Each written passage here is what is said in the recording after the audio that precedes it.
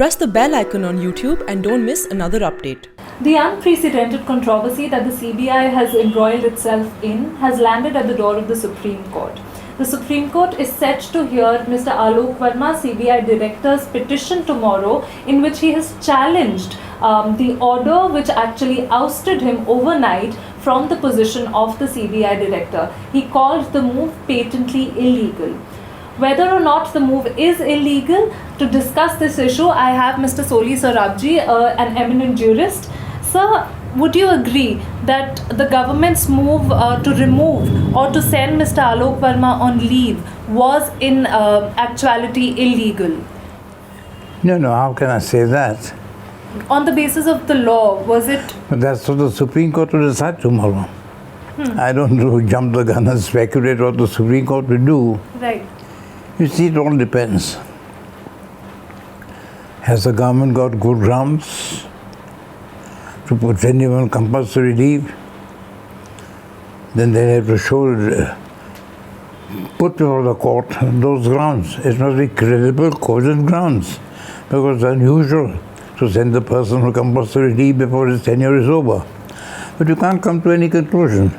It all depends on how the court looks at it. The court will look at both sides, hear both the sides, and then decide whether it was discarded in public interest or it was a move to really, what should I say, not malign him, to really oust him. Right. But, from whatever we've read so far, the government, the selection committee, a high-powered selection committee which consists of the Prime Minister, of the leader of the opposition and the Chief Justice of India, only they can remove a sitting director of the CBI. So is the government at the volition or at the recommendation of the Central Vigilance Commission? Is it within its right to do that? Can it, just legally speaking, not going at whether the Supreme Court will... No, you're right, but that's a very dubious proposition, doubtful proposition. It's not a very clear-cut case. But I see that in the large, however, you must look at the larger public interest.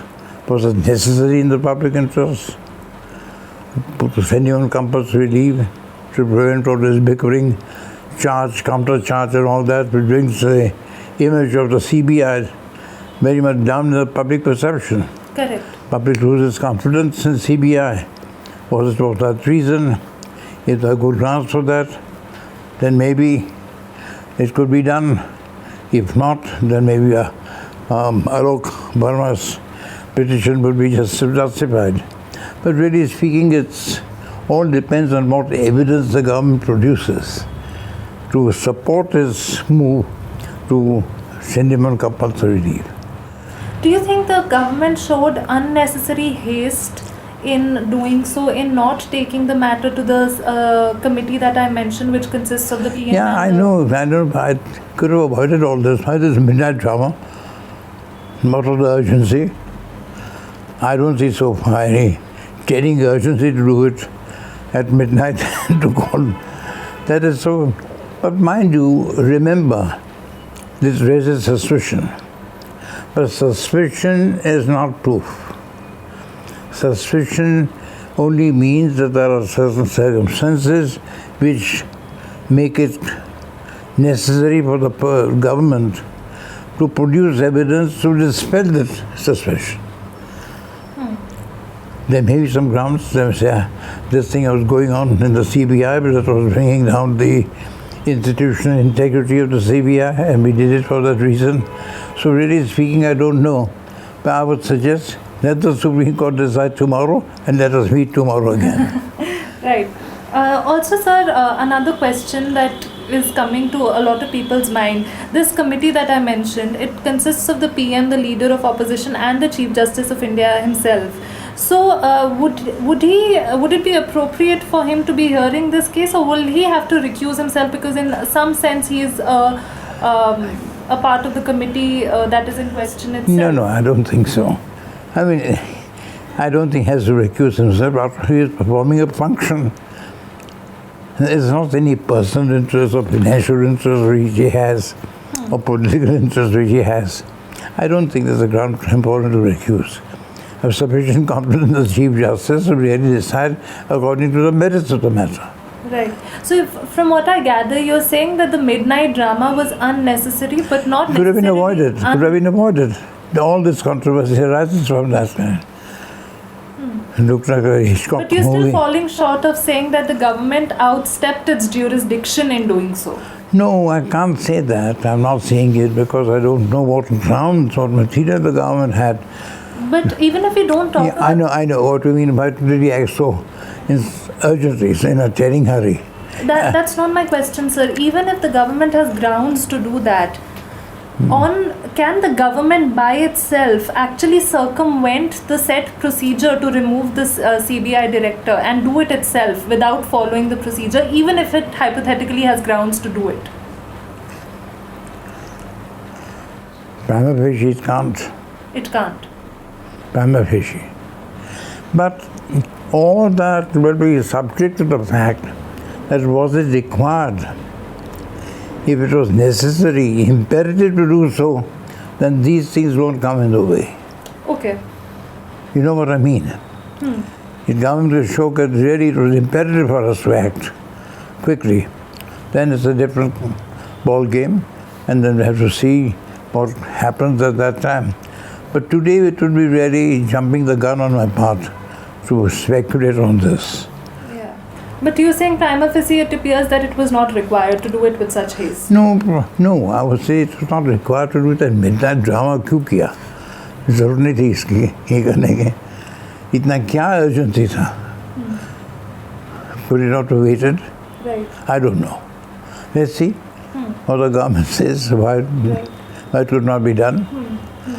You know, the argument the government has given, sir, is that if two officers are embroiled in a spat, then it's only appropriate for the government to step in and ask both these officers to leave. But Correct, but why do it in such a tearing hurry in the midnight?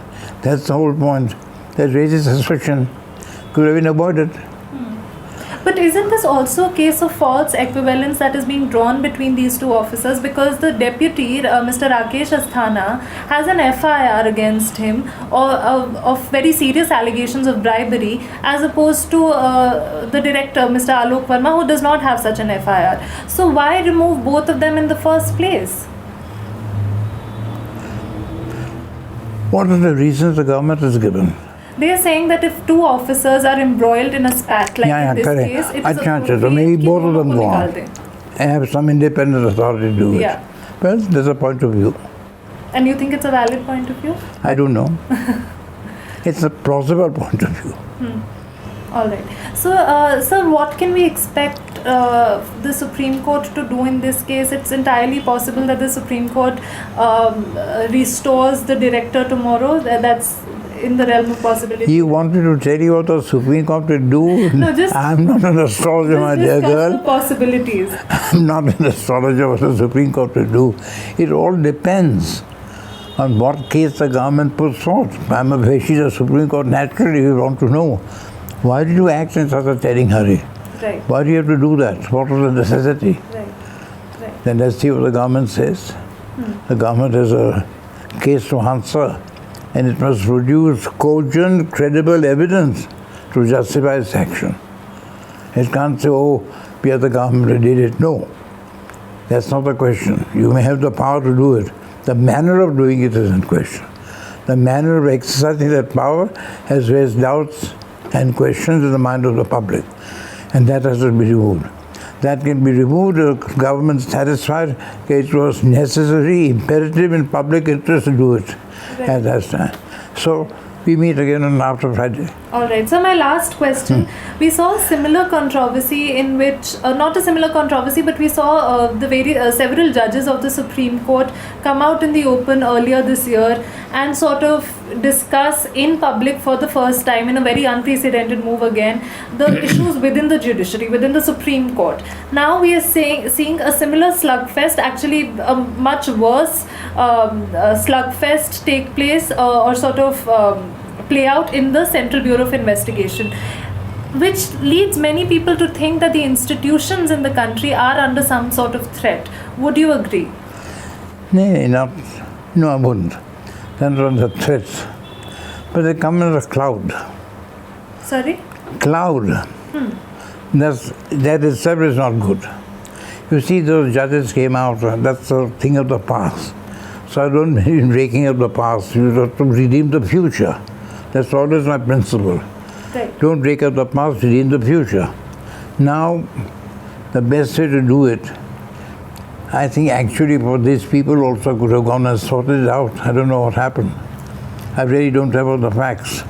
But theoretically, the way government has acted raises questions about the necessity of acting in such a manner, and especially at midnight. As I said, this midnight drama. We are not having an Alfred Hitchcock movie here. Some people which raise doubts in the public mind. That's bad. If public starts having doubts about the objectivity, about the neutrality of the agency, that's a bad thing. Right. That shouldn't happen. You know, a similar debate took place with regard to the appointment of judges in the higher judiciary. That there is a perception that if any judge goes against what the government wants, their appointment and their promotions will become...